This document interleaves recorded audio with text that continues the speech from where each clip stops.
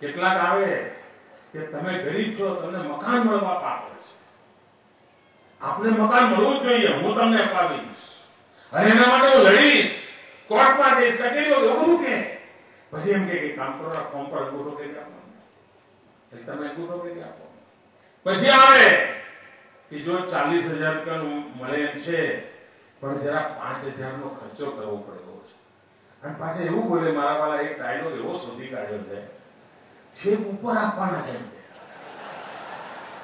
આ ઉપર છે કોણ લેવા વાળું? હું હોતું છું ભાઈ, ઉપર આપવાના છે. ઉપર આ ઉપર વાળાની 80 की 83 હું ખેડા જિલ્લામાં છું. આ છે કોણ ઉપર વાળો? અરે ઉપર વાળાને તો હિસાબ આપવાનો છે, ખબરદાર. ઉપર વાળાને હિસાબ આપવા પડવાનો ને શરીરમાં કીડા પડવાના છે. આ ગરીબનું ખાનારાઓને શરીરમાં કીડા પડવાના.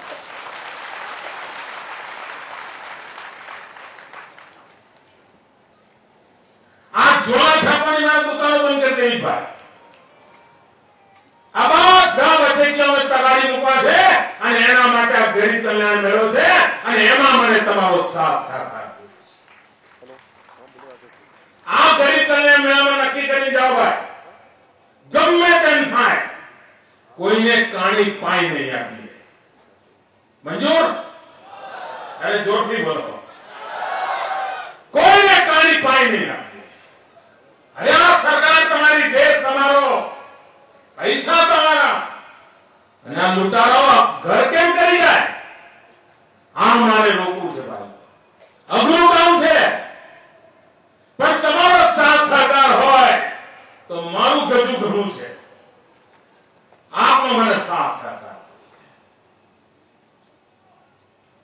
આ કટકી વાંચ, આ કરડાવાળા લોકો ગરીબ માનવીને ચૂસતા હોય છે અને કોકે તેની સામે લડાઈ લડવી પડે ભાઈઓ. આ લડાઈ લડવા માટેનો મારો કાર્યક્રમ એ આ ગરીબ કલ્યાણ મેળો છે. આ વચેટિયાઓને નાબૂદ કરવાનો કાર્યક્રમ એ મારો ગરીબ કલ્યાણ મેળો છે. આ દલાલોનો દેશ નિકાલ કરવા માટેનો કાર્યક્રમ એ મારો ગરીબ કલ્યાણ મેળો છે. અમારા રૂપાણીએ એક સરસ ભાષણ કર્યું, અમારી પાર્ટીના પ્રમુખે વિચારવા જેવું ભાષણ કર્યું. આપણે પણ વિચાર કરવા થઈ જઈએ. એમણે કહ્યું કે આપણે 50 જણને લાઈનમાં ઉભા રાખીએ.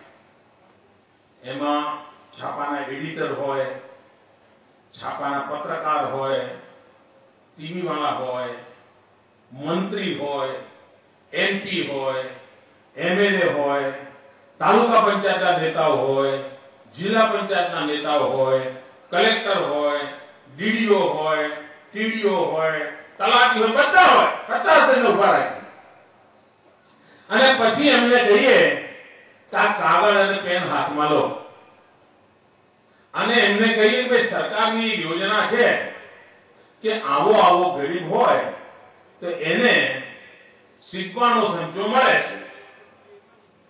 બોલો, આ સીવવાનો સંચો મેળવવા માટે માનો કે તમે ગરીબ છો અને તમારે આ સીવવાનો સંચો મેળવવાનો છે તો જરા લખીએ પણ કાગળ પર. પહેલા ક્યાં જશો, પછી ક્યાં જશો, કોને મળશો, ફોર્મ ક્યાંથી લેશો, કઈ ઓફિસમાં જશો, અરજી કેવી રીતે કરશો, કયા ટેબલ પર જશો, એની ફી ભરવી પડે તો કેટલી ભરશો, સહી સિક્કા ક્યાં કરશો, સર્ટિફિકેટ લાવવું પડે તો ક્યાંથી લાવશો, બધું આમ સ્ટેપ બાય સ્ટેપ લખી નાખો. અને અમારા રૂપાલાજી કહે છે કે કલેક્ટર હોય, ડીડીઓ હોય, ટીડીઓ હોય, મંત્રી હોય, એમએલએ હોય, એમપી હોય, પત્રકાર હોય, તંત્રી હોય, એડિટર હોય, કોઈ પણ હોય, પણ એને કહેવામાં આવે ભાઈ તું લખી દે અને 10 માંથી કેટલા માર્ક લે છે સાહેબ? 0 આવે, 0. કોઈને આવડે નહીં કે આ સરકારની યોજનાનો સંચો કેવી રીતે લવાય, ફોર્મ ક્યાંથી લાવવાનું, અરજી ક્યાં કરવાની, સર્ટિફિકેટ કઈ જોડવાનું, સાહેબ ખબર જ ન પડે. જો એમએલએ, એમપી કે એડિટર કે પત્રકારને ખબર ન પડતી હોય તો મારી આ ગરીબ માને ક્યાંથી ખબર પડે? તો એની મદદ કોણ કરે? બધું અમે જ ચાલવા દેવાનું? ભાઈઓ બહેનો, મેં એમાંથી નક્કી કર્યું કે અમારી સરકારના બધા સાથીદારો, તલાટી હોય, ગ્રામ સેવક હોય, ટીડીઓ હોય, ડીડીઓ હોય, કલેક્ટર હોય, બધા ગામો ગામ જશે, ઘરે ઘર જશે અને ગરીબો કોણ છે, કયા ગરીબને કઈ યોજના મળવા પાત્ર છે, કોને અત્યાર સુધીમાં કેટલા લાભ મળ્યા છે, કેટલા લાભ બાકી છે, કોને કયો લાભ મળવો જોઈએ, આ સરકાર સામે ચાલીને શોધી કાઢશે. અને ભાઈઓ બહેનો, મારે ખેડા જિલ્લાના મારા સરકારના મારા સાથીદારોને, વહીવટી તંત્રના મિત્રોને લાખ લાખ અભિનંદન આપવા છે. ગયા 4 મહિનાથી લોહી પાણી એક કરીને ગામડા ખુલી રહ્યા છે.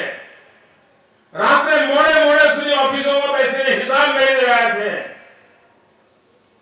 કે બધી વિધવાનું લિસ્ટ બન્યું કે ન બન્યું, કોઈ ખેડૂત ખેતરમાં ગુજરી ગયો હોય તો એના નામની યાદી બની કે ન બની, કોઈ બાળકને સાયકલ મળવા પાત્ર છે, બાળકનું નામ આવ્યું કે ના આવ્યું, કોઈ અપંગને ટ્રાયસિકલ મળવા જેવી છે, અપંગનું લિસ્ટમાં નામ ચડ્યું કે ન ચડ્યું. રાત દિવસ સરકારી તંત્ર ગામડે ગામડા ખુદીને આ ગરીબ લાભાર્થીઓને શોધી કાઢ્યા. 60 વર્ષમાં આવું શોધવાનું કામ કોઈએ નહીં, સામે ચાલીને શોધી કાઢ્યા. અને એમને સમજાવ્યું કે આટલી બાબતોના તમે હકદાર છો અને તમને સામે ચાલીને અમે આપવા માંગીએ છીએ. ભાઈઓ બહેનો, આજે હું સામે ચાલીને આપના હકનો, આપના અધિકારની ચીજ આપને સુપરત કરવા માંગુ.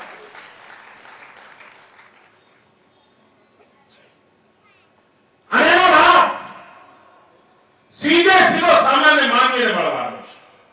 અને આનો બીજો લાભ થવાનો છે કે હવે બધા જાગૃત થઈ જવાના છે. એટલે કોઈ પણ યોજના આવશે તો ગરીબોને સૌથી પહેલા ખબર પડી જવાની છે. અને એના કારણે હવે કોઈ ઊંઘતું ઝડપી શકાય એમ છે નહીં સાહેબ.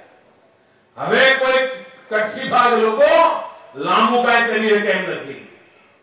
અને તેથી ભાઈઓ બહેનો, આ ગરીબ કલ્યાણ મેળા દ્વારા મારે જાગૃતિનો સંદેશ પણ પહોંચાડવો છે.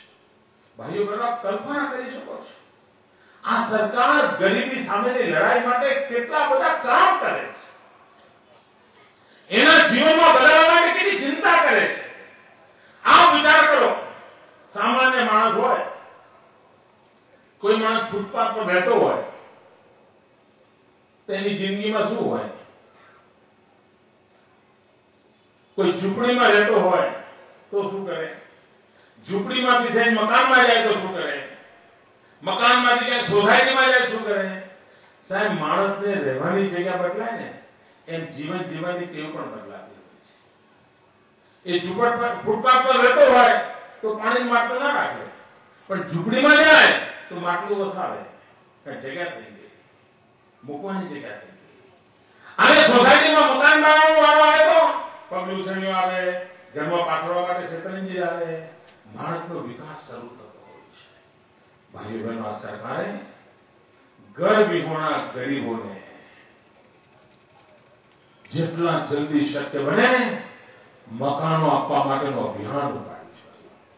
ગયા 50 વર્ષમાં જેટલા મકાનો નહીં આપ્યા હોય એના કરતા વધારે મકાનો ગરીબોને હું આ 50 દિવસમાં આપવા માટેની મથામણ આવી.